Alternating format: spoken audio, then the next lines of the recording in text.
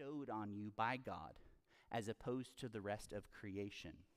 This status of what it means to be human, I think, is really fascinating. It comes out in a lot of literature. One of my favorite authors is a German philosopher, Catholic philosopher named Robert Spemann. He has an incredible book called Persons, and his subtitle is the best part. It's the difference between someone and something.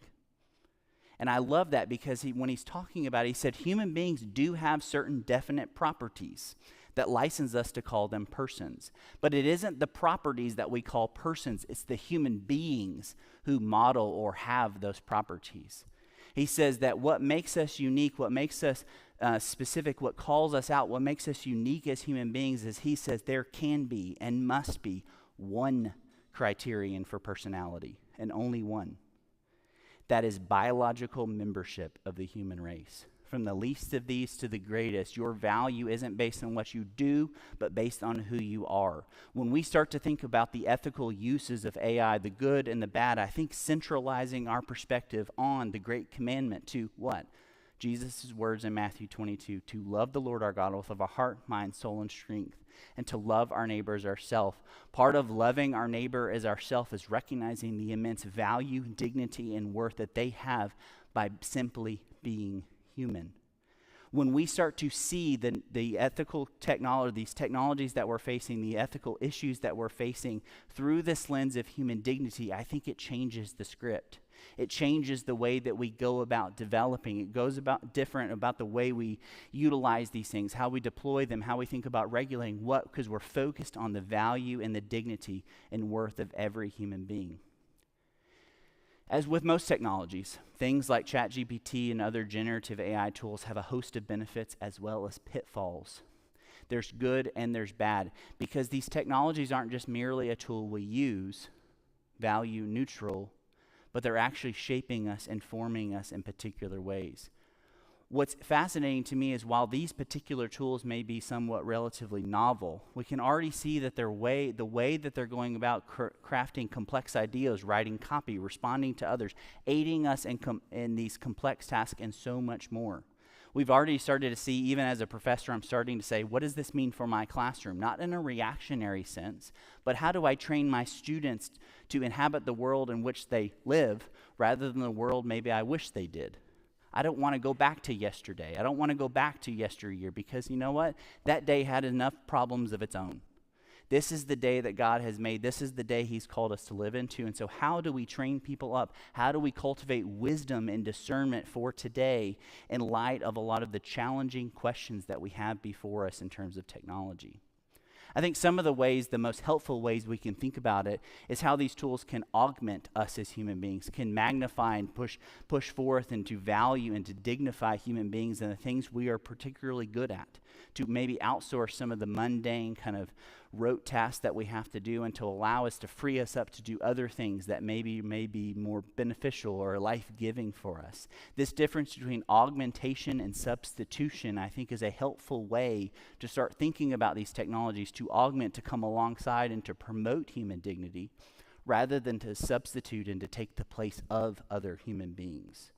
There's a lot of benefits, but also some very negative aspects of this. There's a lot of limitations and pitfalls with these systems that we must be aware of. Not only are they limited in terms of the data and the human supervision used in the system and training the system, but they're also widely known, and hopefully this isn't news to you, to falsify information, to make up quotes, to give you completely wrong answers. Now, you may not have the eyes to know that, but I hope your professors do.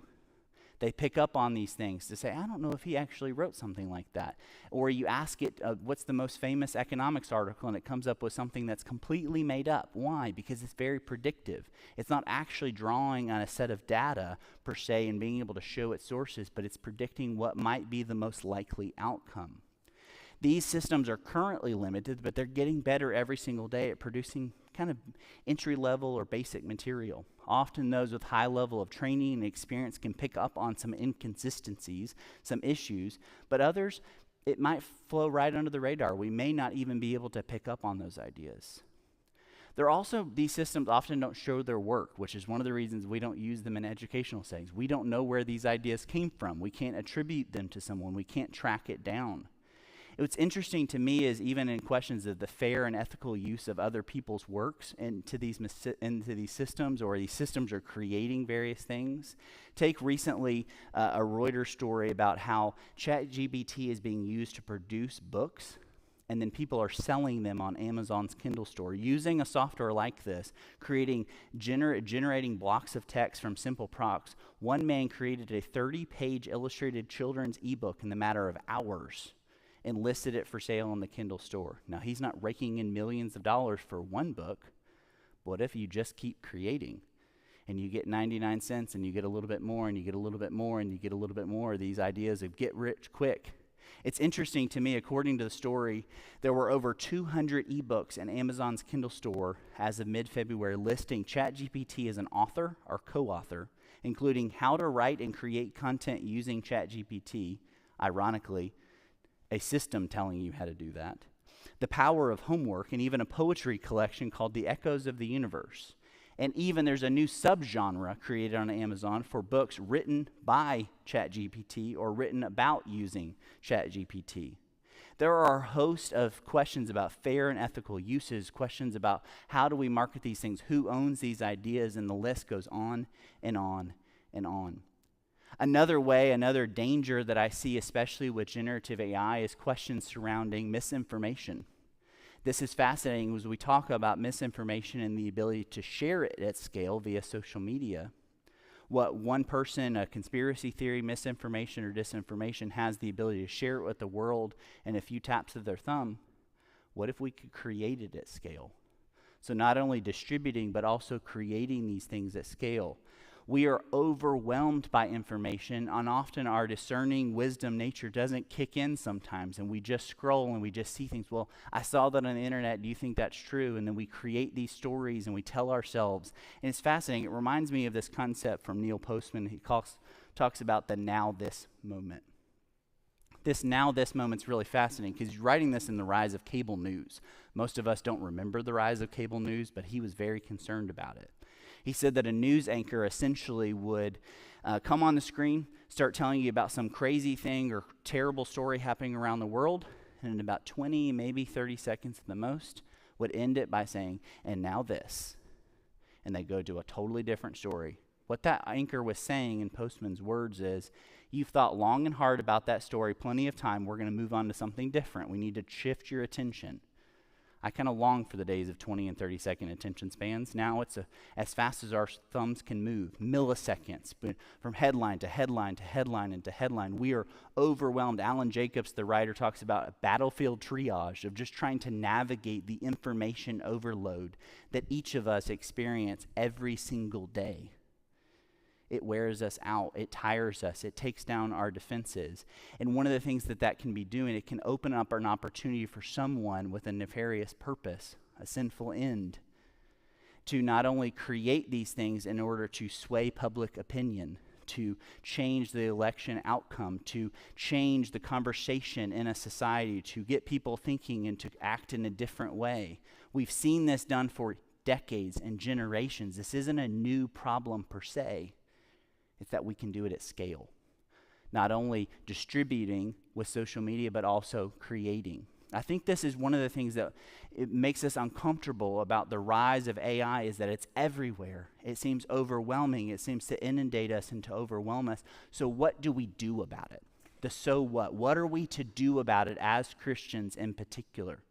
While I think a lot of these applications can make us uncomfortable, some of them make us excited, I think we need to dig into that. We need to think about what types of ethical guardrails we might need to put in place. How do we cultivate wisdom and virtue and discernment so we, rather than avoiding these things in vain, but we also don't rush headlong into innovation for innovation's sake, to cultivate that posture of wisdom. We need more than Band-Aid solutions.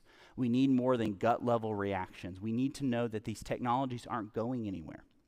We have to understand not only the limitations of these systems and not over-relying upon them in terms of trust, but also realizing the ways that they will be, are being, and will be exploited and used to dehumanize our fellow man, to devalue what it means to be human. So one of the key takeaways that I talk about in terms of artificial intelligence and technology in general is cultivating this sense of human dignity, letting human dignity be at the very center of our policy and our procedures, to let human dignity be in the very center of the conversations that we have so that we use these things to augment and to come alongside rather than as a substitute for human dignity.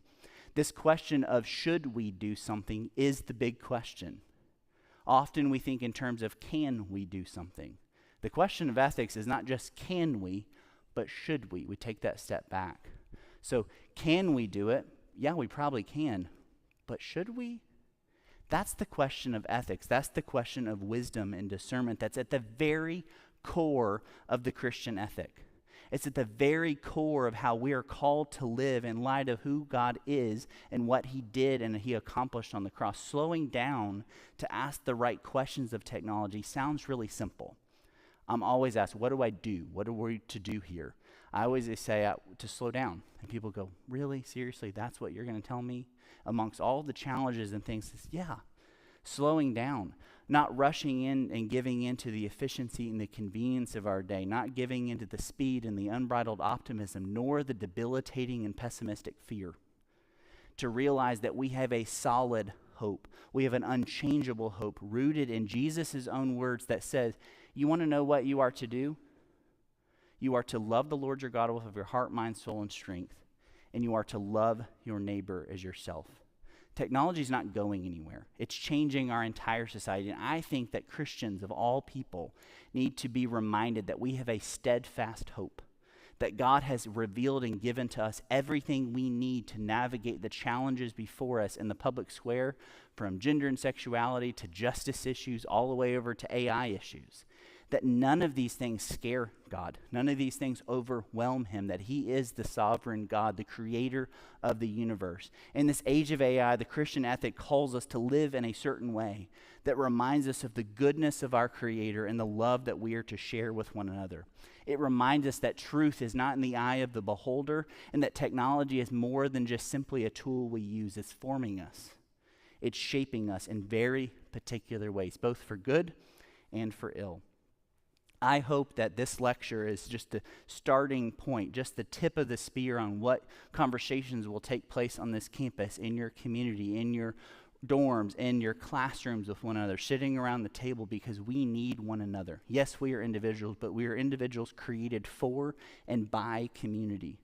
AI isn't going anywhere. We need to think deeply about how these tools are shaping our perspective of God, how they're shaping our perspective of ourselves and what does it mean to be human, as well as the world around us. We have a steadfast hope, no matter the fear, no matter the uncertain future that we face, because we know that God is above all sovereign, that he is good. He is above and over all of history. Nothing that we create with our hands surprises him or catches him off guard. And that he has given us everything we need in the Christian scriptures to navigate the challenges of the day, no matter what they are, with that steadfast hope and that steadfast peace. So I think we're going to shift our time a little bit. Is that right, Kevin? Over to a time of Q&A. Well, let's thank our speaker first of all.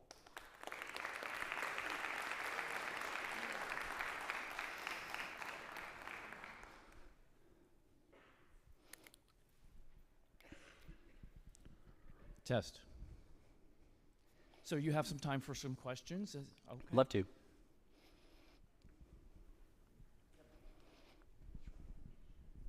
Thank you for your speech. Very inspiring. Thank you. We were told by Dr. Feathers to include a statement on artificial intelligence into our syllabus semester in the terms of how to use Chat GPT and so forth. So the students in here all probably read that in all year, and Becky over here was a big part of that too, helping us do that. But so we're dealing with it, you know, and we're trying not to run from it. We're trying to help our students learn how to use it in the creative. I'm in the arts area, but I'm interested in the research you're doing now on transhumanism, and you know, with Musk coming out with neurolinks for the brain and all that kind of stuff. Yeah. I just feel like all this conversation we're having right now about Chat GPT is going to feel so old-fashioned in a few years when people are putting little chips in their brains and that kind of stuff. So Are Yeah, you researching that at all, or looking into that at all, or what are your thoughts? Because the question of transhumanism, for those who may not be familiar with what that term means, it means the idea of transcending our humanity, transcending our limitations, often on the back of technology, basically upgrading yourselves. So some of us think kind of appealing. I could have a chip implanted, and I could have all access to information all the time. I could, quote, literally download information into my brain. That sounds kind of appealing. Also, super scary. In the ways that could be and will be exploited, the ways that will be abused by many people. But this idea of transhumanism is nothing new. That's one of the interesting things about a lot of these conversations, kind of alluded to it earlier, that a lot of the questions we face in society today across the spectrum of issues, of ethical issues, social, political issues, really aren't all that new. This idea of playing God, being like God, upgrading ourselves to become better or bigger than we really are is nothing really new. But this idea of transhumanism is interesting because we have a lot of these technologies that aren't just augmenting or restoring certain uses. I was telling a group of students earlier today, my father is an amputee. He has a form of technology that allows him to walk because he now has a prosthetic leg. These are a form of older piece of technology. Without them, I can't actually see you very well. I don't have the best eyesight in the world. This is restoring something that was lost, whether it was through disease with my father or whether it was just bad eyesight with me, degenerative eyesight, is that we can use technologies to come alongside, to augment, to restore certain things that were lost. But what happens when we have these dreams of upgrading ourselves as if you're not enough? These are often built on these same ideas that we talked about earlier, that you are what you do. Your value, your dignity, and worth is based on your contribution. If you're falling behind, you're somehow not worthy. You're not good enough. You're not worth enough. You don't have that immense value. So I have many friends who are kind of in the transhumanist camp, even Christian transhumanism, that is still very concerning, deeply concerning to me. But I like to just be reminded of what does it mean to be human? And coming back to some of those basic principles and saying, look, just because we, quote, can do something, put chips in our brains and all of this, should we be doing that? Not only in terms of the vulnerabilities, but also what does that say about the rest of us who, quote, don't have the upgrades? That we somehow aren't good enough, that we aren't smart enough, that we aren't rich enough? Is it really something that we need to do to upgrade ourselves? Do we really have such a low view of what it means to be human that we have to be fixed in that sense? So there's a lot more that goes into this kind of idea of transhumanism. I've written about it a good bit, but I think kind of, again, centering on what does it mean to be human, that you are a human being simply because of who you are as a biological human being, no matter your abilities, no matter your attributes or capacities, I think helps to reframe some of that conversation. But there are some really deep concerning aspects to transhumanism, especially the recent rise of that I think should be deeply troubling to thoughtful Christians. Anybody else? We have a couple mics that will go around, so just raise your hand and they'll bring you one. Down here in the front.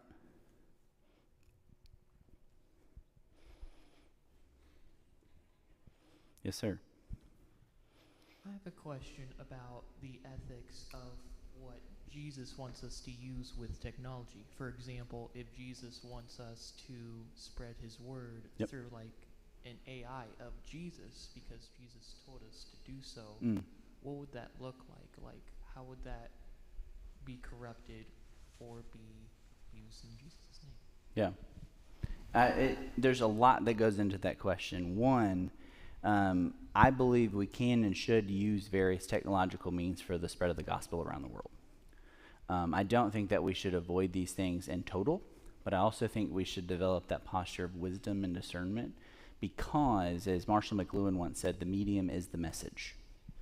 Meaning we often alter the meaning, we alter our message itself based on the type of tool we're using to spread it. Meaning, this is pre-Musk Twitter. I can't call it X, folks. It's just not going to happen.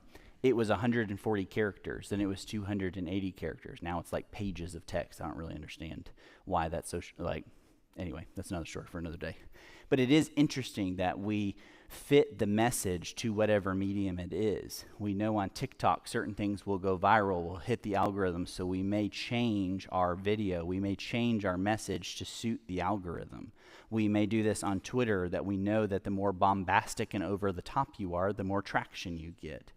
So even in terms of missiological uses of technology, which I think are something we should be thinking about, I just spoke on a missions conference last week about these exact things, is that we have to realize these tools aren't neutral, that they are shaping us, informing us, including our message, and hopefully we're not shaping or altering the gospel message to fit a particular platform. That's another conversation for another day. But the way that we can utilize these things with wisdom and discernment to get the hope of the gospel spread around the world, but realizing that this idea of the Great Commission, so we have the Great Commandment, love God and love your neighbor as yourself, that directly flows into the Great Commission to go therefore and make disciples. Interestingly enough, Jesus doesn't say there, go therefore and spread my gospel, tell people about me. That's an implication of it, but it's actually to make disciples. One of the things I think we need to realize is that even in the Great Commission to go therefore and make disciples, is it's not just about information transfer. It's actually about a whole person transformation, about a discipleship that takes place. Now, that doesn't mean that we don't think of Billy Graham using the technologies of his day, whether it's cable, TV, whether it's broadcast, radio, magazines, what have you, to spread the message of the gospel. But there's always a follow-up. There's always a next step. So I think we need to be wary about the way that we may unintentionally often alter the message to fit the platform or the medium, but also realize that there are good God-honoring uses of these technologies to spread the hope of the gospel, but to never reduce the gospel message simply to information transfer. It's about an actual transformation that takes place person to person, as we're reminded of what Jesus did for us, not just for you, what he did for his church as a community, not as individuals, but even as a community, to realize the weight of that. I think that starts to shape the conversation about how do we utilize these tools, and should we, for gospel proclamation around the world. What other questions?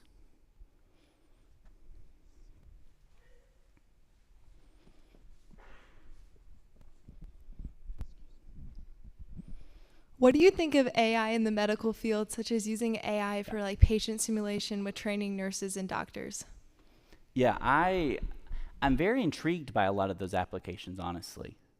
There's something experiential. I mean, obviously, I'm not in the medical field. I thought at one time God was calling me to be like a nurse or something like that. The Lord had very different plans.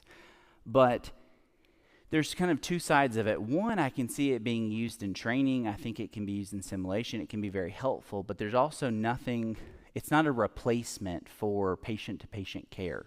Maybe it's something that, think about bedside manner. My wife has had a lot of doctors over the years. She was diagnosed with cancer about 4 years ago. Praise the Lord, she is cancer-free at this point.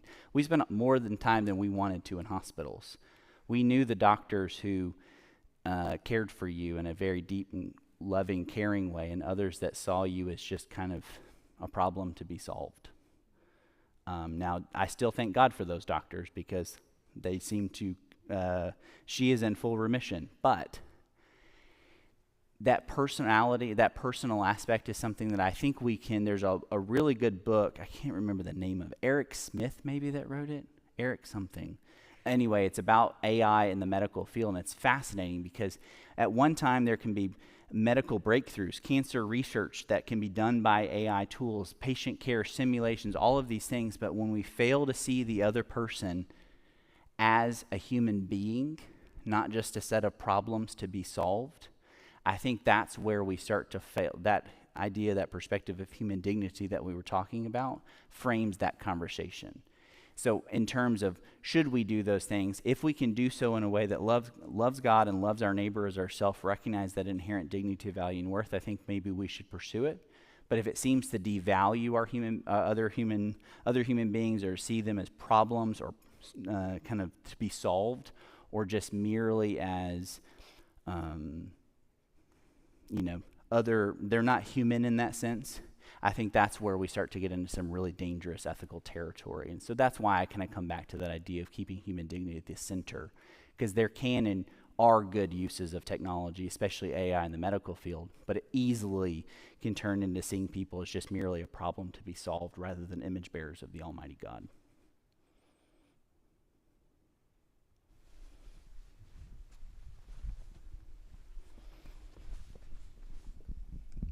Yes, sir. What do you think about like demons taking shape in AI and using them as a body through to influence Say that one more people? time. I didn't catch the first part. Demons using AI as a form and taking form in the AI and using that as an influence Yeah. in the world. That's an interesting question. I don't think I've ever been asked that before. As Christians, especially in the West, I'll just say that we very often downplay the reality of spiritual warfare and the reality of demonic activity. And one, C.S. Lewis has written about this and others to say is because we may not need to see it as clearly as you do in other places in the world because we're purely distracted on our own. We're taken away. Our eyes are not fixed on God in that sense. And so I read the other day someone talking about how technology can be used even by the devil to continue to distract us and take us away from our ultimate purpose. And so in some sense, I think Satan very much loves it. A lot of the distracted nature, a lot of the overwhelming nature of technology, especially social media, because it's taking us away from what we're called to do, which is to love God and to love our neighbors ourselves. So in some sense, I think that there's maybe a lot of excitement on that side. The interesting thing is that it's a very temporal excitement. It's a very temporal victory in some sense, because the end of the story has been written, folks. That's what we talked about with this steadfast hope. Jesus is alive. 1 Corinthians 15. If Jesus isn't alive, this doesn't matter. We should all just go drink and be merry because tomorrow we're dead. It's over. But if Jesus is alive, the victory has been won. The end of the story has been written. Revelation 21 and 22. The Lamb is sitting on the throne. He's no longer on a cross and he is no longer in the grave. He's sitting at the right hand of the Father, interceding and praying for us. That's the end of the story. So while we deal with demonic activity, while we deal with real, true spiritual warfare, while we are distracted and while we do sin, Jesus is alive. And so that should give us an immense amount of hope. That should give us an immense amount of peace. And that should give us an immense amount of ability to go into the world as it is rather than maybe just the way we want it to be. And to realize, yes, we have real challenges before us. That's why I'm not a technology optimist, nor am I a pessimist. I say I'm a realist. There's good, there's bad, but Jesus is alive. And so, yeah, there's a lot more, obviously, we can unpack there. But I think the idea of fixing again back on that idea of loving God and loving our neighbors ourselves, even as we deploy, develop, and utilize these tools, I think that's the wisest step forward, especially as Christians. But remember, Ephesians 6:12, we don't wrestle against flesh and blood. We wrestle against the principalities and powers of evil. But they've already lost, and the victory's already been won. Anybody else have questions? Right here? I have no idea what time it is, so someone's just going to have to cut me off here. You talked a little bit about the idea of information overload, especially in relation to how it kind of affects public opinion. And I was just wondering what you kind of think about the ethics of that, what we could kind of do as a society, kind of limit the use of it as kind of like a propagation. Yeah. Or I guess not propaganda tool, using it for mass disinformation Mm-hmm. in the public. So I don't want to do this, but I also know we're running short on time. I don't love doing this, but my recent book that came out in February, it's called The Digital Public Square. A lot of what we talked about tonight in terms of the way we understand and view technology, I write about there, but I also have a whole chapter on misinformation, conspiracy theories, disinformation, propaganda, and what do we do about it as a society. So I'd say, one, that can be a helpful resource, hopefully, for you. But reality is these questions and challenges really aren't all that new. We just have new means to create and means to distribute that we didn't once have. Meaning propaganda has long been used by states and governments to push a particular message around the world. This has happened especially in World War II. Guess who was the greatest propagandist of the time? Joseph Goebbels and Adolf Hitler. Very persuasive. actually strikingly used a lot of Christian language, including conversation about the image of God. That's another conversation for another day. But these things aren't all that new per se, but we do have new means to create and distribute. So some of the ways that I would just encourage very quickly is to not get your news from social media, because the nature of social media, the type of platform it is, it encourages infinite scrolling and the more attention, the more time you spend on these platforms, the more money that is made. We live in the attention economy, meaning people know that. And not only the algorithms are designed to keep you engaged, but people also want to get your clicks, because the more you click, the more you see, the more money they make. So outrageous headlines, bombastic titles. Have you ever read something and you were like, oh, that's crazy. You click on the story and you actually read it, which most of us don't do. We just share it. But you go to read it and you're like, that's not actually what that story was about. Why? Because they intentionally curated the image, the photo, the headline to elicit a reaction out of you. That's the way propaganda spreads, is it pulls on the emotions, not on logic, not on the truth even. It's seeing people as merely a means to another end that's often power and money. And as Christians, we are to see people as an end of themselves, that they are created in the very image of God, meaning these tools are being used, will continue to be used for those ends to push particular messages. And I think we need to recognize that and slow down and to start thinking, how do I cultivate wisdom and discernment? For some of us, that's going to mean maybe we should get off of social media. For others of us, maybe we need to severely limit it. But there is something nice about getting the news from a reputable news source, knowing that it's going to be biased in some ways, not perfect, but having a few different perspectives rather than just seeing the onslaught and the overwhelming nature of what is turned into social media today. I've pulled back dramatically from social media kind of on purpose. It wasn't good for my heart and it wasn't good for my soul. So a couple little tips and tricks. But yeah, that book and then my other book, Following Jesus in a Digital Age, I get into some of those things as well. I think at this point we're basically out of time. So let's thank Professor Thacker once again. Thank you.